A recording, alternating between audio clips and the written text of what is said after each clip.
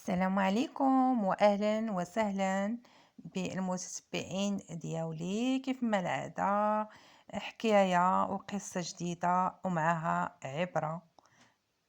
نتمنى من الله أن اليوم الحكاية يكون عندها واحد الآذان صاغية وتدخل لقلوبكم ولعقولكم، يعني وتفهموا المغزى من هاد العبرة. أنا في كل حكاية كيكون الهدف ديالي هو العبرة من هاد الحكاية. ونبداو على بركة الله. في واحد القرية كانوا فيها الجبال والغابات. كانت فيها واحد العائلة مكونة من الأب اللي هو الحاج عبد الله. كان كيعيش واحد الحياة بسيطة. الدار ديالو كانت صغيرة ولكن صراحة هي كبيرة بالحب والضحك. كان عنده 3 ديال الولاد. يوسف هو الولد الكبير، شاطر وذكي، ولكن كان شوية مغرور، ديما كيبغي يكون هو مركز الاهتمام ديال الأسرة ديالو. فاطمة كانت هي الوسطانية، طيبة حنينة، ديما كانت كتسعى باش تحافظ على السلام بين الإخوة ديالها وكتمثل القلب ديال العائلة ديالها. سعيد صغير، كان هادئ كتوم وعنده حساسية كبيرة، ولكن عنده قلب كبير بالمقابل، وكيحلم بمستقبل أحسن لكل الأسرة ديالو. الحاج عبد الله كان ديما كيحلم بأن الأولاد ديالو غادي يكبروا ويكونوا ناجحين، وكيحاول يعلمهم القيم ديال الصبر والعمل. ولكن الأيام ما كانش سهل عليه. الأرض اللي كان كيخدمها كانت صغيرة، والشتا مرة كاينة مرة قليلة، والمشاكل يعني اليومية كانت كتزيد الضغط على العائلة. واحد النهار الحاج عبد الله بدا كيتوتر. كان كيحس يعني انه مقلق على مستقبل الاولاد ديالو، وكان كيخاف انهم يتفرقوا، يعني من انهم يتفرقوا من بعد. يعني بغاهم يبقاو ديما مجموعين، ولكن مع الاسف هو اصلا كان عنده واحد التحيز يعني باين تجاه الابن ديالو يوسف. كان كيبان ليه انه هو اللي كيقدر انه يواجه الحياة. لهذا كان حاول انه يفرق الارث ديالو وهو باقي في الحياة على اولاده. مع الاسف هذا التفرقه، يعني التفرقه ديال الارث، ما كانتش بواحد الطريقه عادله. الناس الارض كلها كتبها ليوسف، والباقي فرقوا على سعيد وفاطمه. ايوا مشات الايام وجات الايام. ايوا جا النهار اللي مات فيه الحاج عبد الله. الدنيا تخلخلات في الدار. يوسف فرح بزاف وخدا نصيبه بلا نقاش. فاطمة وسعيد بدات الدموع في عيونهم. فاطمة قالت لسعيد: الليلة شوف سعيد، ماشي معقول هادشي، حنا ولاد بحال بحال، وماشي يكون معقول يعني يكون هذا الظلم. سعيد هز كتافو بحزن وقال لها: صحيح، ولكن اشنو نديرو؟ ما نقدروش نرجعوا الوصية، وما بغيتش نخسر يعني الحب ديال خويا يوسف. النهار الثاني بداو المشاكل كيتزادوا. يوسف بدا كيتصرف بواحد السطحية مع الإخوة ديالو، وكانت الأرض كلها ديالو. فاطمة حاولت تهدي النفوس كيف ما العادة، ولكن سعيد بدا كيحس بالإحباط والقلق ديالو كيكبر. واحد النهار فاطمة قررت تاخد مبادرة. سعيد خاصنا نمشيو للشيخ الكبير اللي في القرية، هو اللي غيعرف كيفاش يحل النزاعات بين الناس، غيحلها بيناتنا. ممكن يلقى لينا حل قبل ما تكبر هاد المشاكل. مشى يوسف معاهم مضطر، حين تبدا كيشوف يعني ان هاد المواقف اللي دار الاب ديالو وعطاه يعني الجزء الكبير من الارض، بدا كيفرق، يعني كيفرق ما بين العائله، وخاصهم يعني بيناتهم واحد الحب، ولو ان الاب ديالهم دار لهم هذيك التفرقه. هما يا الاخوه كيبغوا بعضياتهم.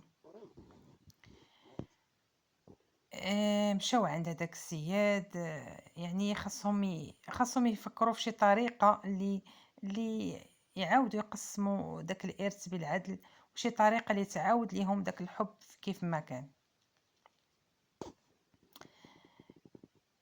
الولاد يعني بداو يوسف قال انا مظلوم، حيت كنا كنعيشوا معا، يعني كاملين مع والدينا، وديما كنخدموا مع بعضياتنا. يعني انا كنت كنظن ان داك يعني داك القسمه، يعني داك النص اللي عطاني الاب ديالي، انه يعني كيعكس المجهود ديالي. يعني كنت كنظن انني ما واخدش حق شي حد. فاطمة، احنا محتاجين العدالة، ماشي غير المجهود، بغينا الحب والاحترام كذلك. يعني ماشي انك انت كتخدم كتر منا يعني غتاخد كتر منا في الارض. سعيد ايضا بالدور ديالو قال انا ما بغيتش المشاكل، بغيت غير يكون توازن يعني بيناتنا حنا بثلاثة. الشيخ نصحهم يعني بالصبر والحكمة، وقال لهم باش يقسموا الارض بالعدل، يعني ما يخليوش الطمع والغرور يفرقهم. يعني الهدف ديالهم هو انهم يحافظوا على الحب، لهذا خصهم يقسموا الارض يعني بالتوازن. بداو كيتفاوضوا بطريقه في الاول طريقه صعبه، كل واحد كيبغي ياخذ نصيب كتار بلا ما يجرح الاخر. يوسف بدا كيشوف مسؤوليه كبيره اللي غادي يتحملها الا خدا واحد النصيب كبير. وفاطمه دائما كانت كتقترح يعني واحد الحلول منصفه. سعيد ايضا كان كيحاول يوازن. المهم بقاو في نقاشات في النهايه قرروا انهم يقسموا الارض. يوسف خدا النصيب اللي تحمل المسؤوليه عليه، فاطمه وسعيد خداو نصيبهم بالعدل. يعني في النهايه يعني قرروا انهم يقسموا الارث بيناتهم بالتوازن عفوا. وتعلموا واحد الدرس كبير، ان المال يعني الفلوس والورث يمكن يفرقوا الناس، ولكن العدل والحب ديما هو اللي كيجمع ما بين الاخوه.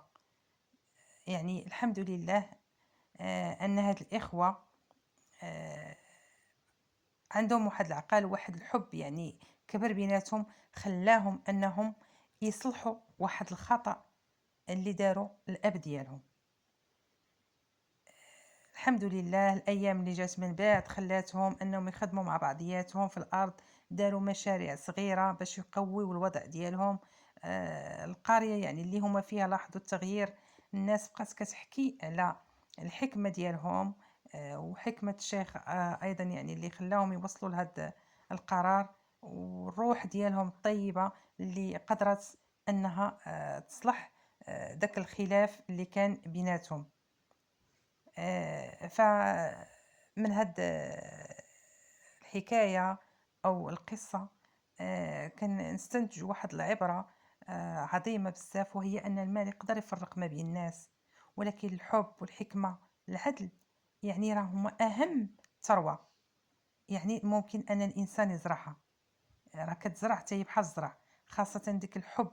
يعني في الحب يعني ملي كان كيتغرس فينا من الصغر، ما حدو هو كيكبر بحال داك الزرع يعني اللي كنزرعوه وكيكبر. يعني ما كيبقاش شي حد قادر انه يفرق ما بين الاخوه، غير هو انه يعني في هاد العائلات والاسر ديالنا ما غاديش نلقاو دائما يوسف وسعيد وفاطمة.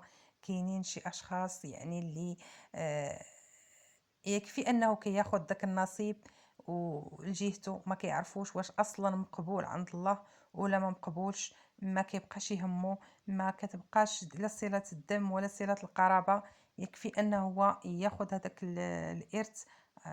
ف نتمنوا من الله ان الانسان يكون ديما الضمير ديالو صاحي. وحتى يعني الاب يعني ديالهم هذه عبرة ورسالة للناس كلهم. فالإرث ماشي حنا اللي كنقسموه. الإرث يعني راه مقسم من عند الله سبحانه وتعالى. كل واحد كيمشي له حقه. ما نمشيوش حنا ما نفكروش بزاف، ما نديروش شي حاجه ماشي ديالنا، ماشي بيدنا. شي حاجه بيد الله ما نقيسوهاش حنا، شي حاجه ماشي ديالنا.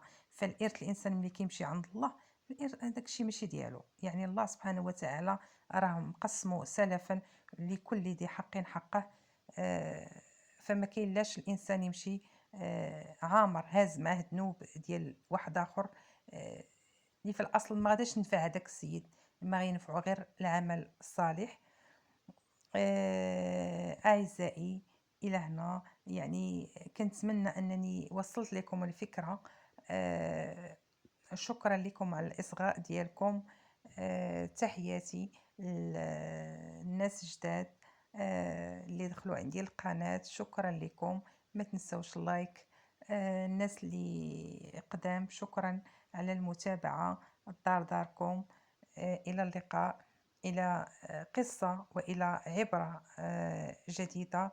إلى ذلكم الحين أستودعكم الله الذي لا تضيع ودائعه، وإلى اللقاء في حلقة قريبا إن شاء الله. شكرا.